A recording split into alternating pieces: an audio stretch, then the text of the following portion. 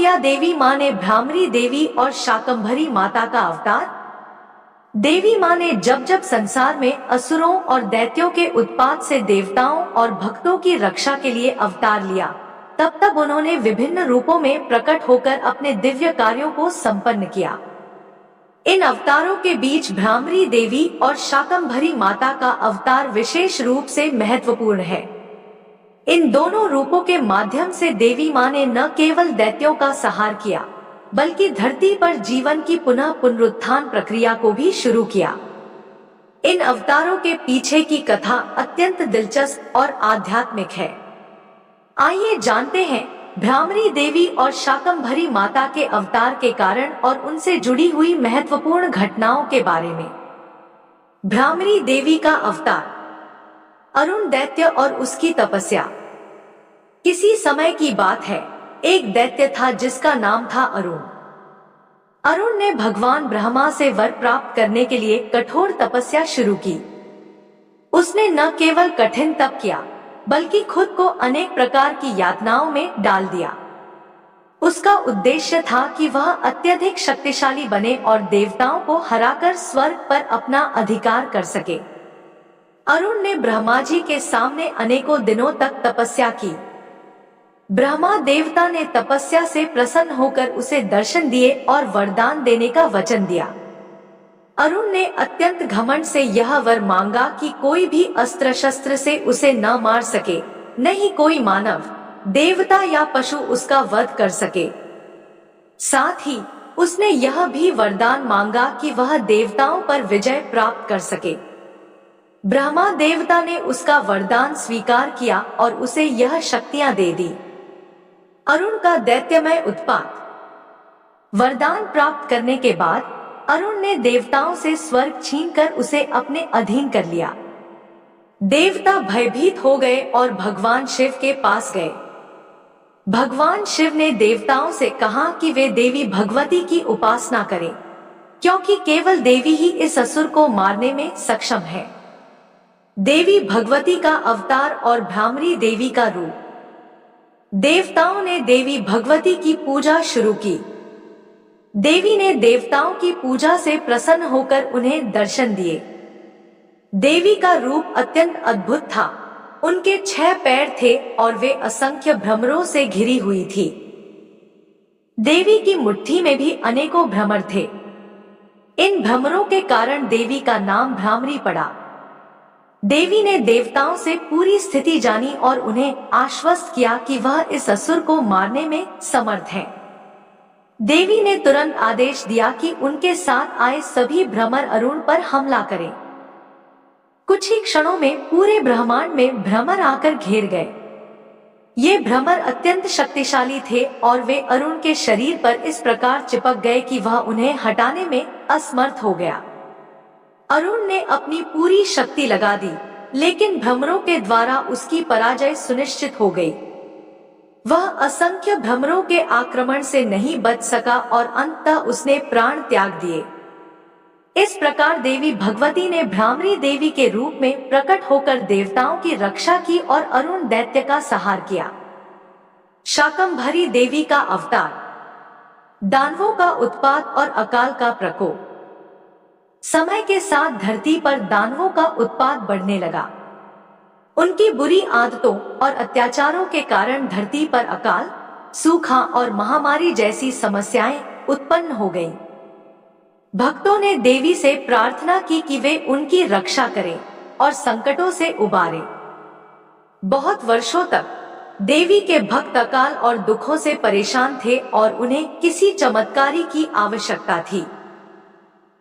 इस बीच देवी ने एक और अवतार लिया, जो शाकंभरी के नाम से प्रसिद्ध हुआ। इस रूप में देवी के पास हजारों आंखें थी। उनकी आंखों से आंसुओं की लगातार बारिश हुई, जो पृथ्वी के हर कोने में फैल गई। यह बारिश अत्यंत दिव्य और शीतल थी। जैसे ही यह आंसू पृथ्वी पर गिरे, पूरी पृथ्वी हरियाली से भर गई। सूखा मिट गया और अकाल का संकट समाप्त हो गया। देवी की इन आंखों से निकलते आंसुओं ने पूरे संसार में जीवन का संचार किया। शाकंभरी का जन्म और वनस्पतियों का प्रकट होना। शाकंभरी देवी ने न केवल पृथ्वी पर हरियाली और जीवन का संचार किया, बल्कि अपनी कृपा से अपने अंगों से शाक, फल और वनस्पतियां भी प्रकट की। इन वनस्पतियों ने न केवल भुखमरी को दूर किया, बल्कि जीवन के अस्तित्व को भी फिर से बहाल किया। देवी ने न केवल मानसिक शांति दी, बल्कि भौतिक रूप से भी संसार को समृद्ध किया। इस प्रकार देवी भगवती शाकंभरी के रूप में प्रकट होकर अपने भक्तों की हर आवश्यकता की पूर्ति करने वाली बन गई। भक्तों ने उनकी पूजा और भक्ति से अपने जीवन में सुख समृद्धि की प्राप्ति की। शाकंभरी नवरात्रि और शाकंभरी जयंती।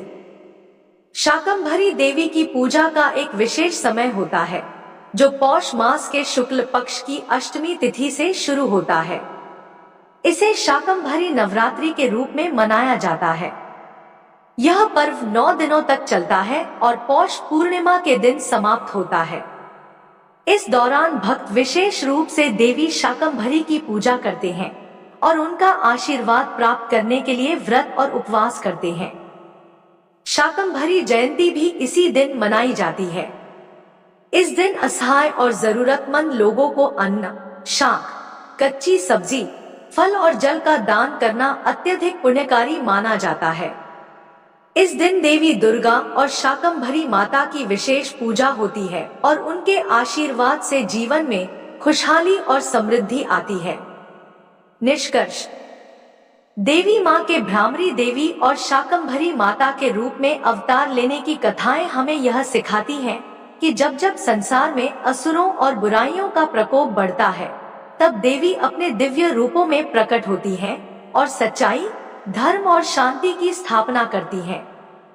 भ्रामरी देवी ने जहां दैत्यों का संहार कर देवताओं की रक्षा की, वहीं शाकंभरी देवी ने जीवन और हरियाली का पुनर्निर्माण किया और भूख और अकाल का समाधान किया। इन दोनों देवी रूपों से यह भी संदेश मिलता है कि देवी माँ न केवल आध्यात्मिक रक्षा करती हैं, बल्कि भौतिक संकटों का समाधान भी करती हैं। उनके भक्तों को हर परिस्थिति में आशा और विश्वास बनाए रखना चाहिए, क्योंकि देवी माँ हमेशा अपने भक्तों की सहायता के लिए उनके पास होती है। शाकंभरी नवरात्रि और भ्रामरी देवी की पूजा के माध्यम से हम अपनी श्रद्धा और भक्ति को व्यक्त करते हैं और इस संसार में सुख, समृद्धि और शांति की प्राप्ति करते हैं।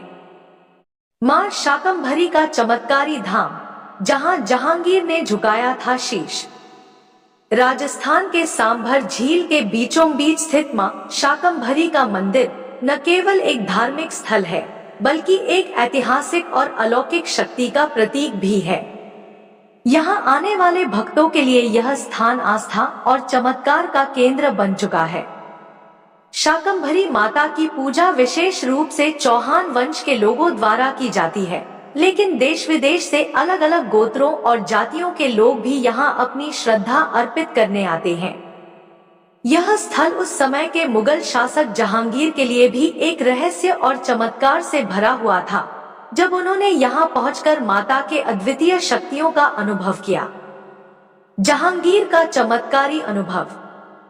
मुगल सम्राट जहांगीर, जो स्वयं अपनी शक्ति और साम्राज्य के लिए प्रसिद्ध थे, ने भी शाकंभरी माता के मंदिर के बारे में सुना था। वह इस स्थान की शक्तियों का परीक्षण करना चाहते थे, इस विश्वास के साथ कि देवी का चमत्कार सिर्फ लोक कथाओं तक सीमित है। जहांगीर ने एक परीक्षण की योजना बनाई। उसने देवी की अखंड ज्योति पर 7 लोहे के तवे रखवा दिए और यह चुनौती दी कि अगर दीपक की लौ इन तवों को पार कर सकती है, तो वह देवी के चमत्कार को मानेंगे। अगली ही घड़ी में सबके आश्चर्य का कारण बना। दीपक की लौ ने 7 लोहे के तवों को चीरते हुए जलना जारी रखा और इस चमत्कार को देख जहांगीर दंग रह गए। वह तुरंत माता शाकंभरी के चरणों में गिर गए और श्रद्धा भाव से सिर झुका दिया। उसने शाकंभरी माता के प्रति अपनी श्रद्धा और आस्था का प्रतीक स्वरूप पहाड़ी पर एक छतरी बनवाई।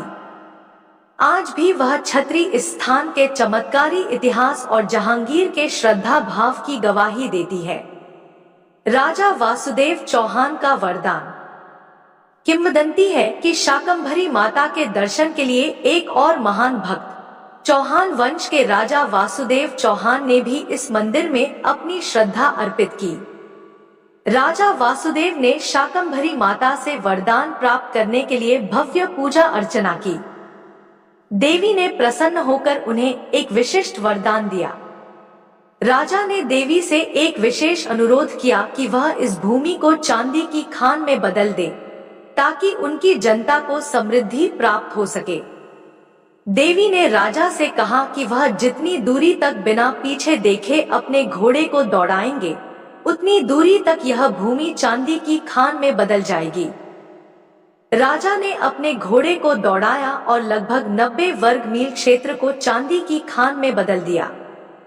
यह चांदी की खान पूरी भूमि के भीतर फैली हुई थी।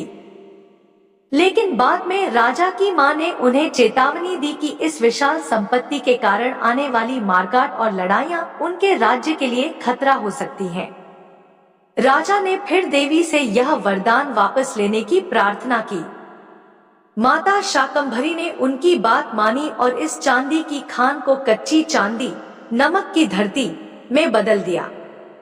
आज भी सांभर झील के आसपास के लोग नमक उत्पादन और विक्रय से जुड़े हुए हैं और यह इलाका नमक उत्पादन का प्रमुख केंद्र बन चुका है।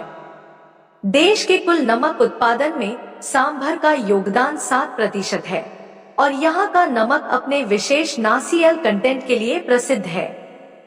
शाकंभरी माता का आशीर्वाद। मां शाकंभरी की पूजा का एक और पहलू उनके उपहारों और आशीर्वाद से जुड़ा हुआ है। देवी को वनस्पतियों की देवी माना जाता है और वह अपने भक्तों को दुर्भिक्ष, अकाल से बचाने के लिए प्रसिद्ध हैं। उनके भक्त खास तौर पर हरी सब्जियां, फल, नारियल, मखाने, मिश्री और अन्य मिष्ठान्न चढ़ाते हैं। विशेष रूप से नमक उत्पादन करने वाले लोग जब साल की पहली नमक की खेप तैयार करते हैं, तो वे उस नमक को भी देवी के चरणों में अर्पित करते हैं। सांभर झील एक अद्वितीय जलाशय।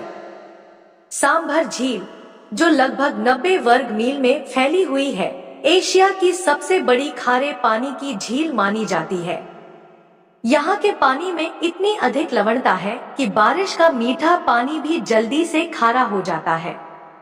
इस झील के आसपास के इलाके में नमक उत्पादन की प्रक्रिया प्राचीन समय से चली आ रही है और आज भी हजारों लोग इस उद्योग से जुड़े हुए हैं। शाकंभरी माता का मंदिर न केवल एक धार्मिक स्थल है, बल्कि एक ऐतिहासिक और सांस्कृतिक धरोहर भी है। जहांगीर के शीश झुका देने से लेकर राजा वासुदेव चौहान के चमत्कारी वरदान तक, यह स्थल न केवल आस्था और श्रद्धा का प्रतीक है, बल्कि यह भारतीय इतिहास और संस्कृति का भी अभिन्न हिस्सा बन चुका है। आज भी दूर दूर से लोग यहाँ माता के दर्शन करने आते हैं और इस चमत्कारी स्थल से आशीर्वाद प्राप्त करते हैं।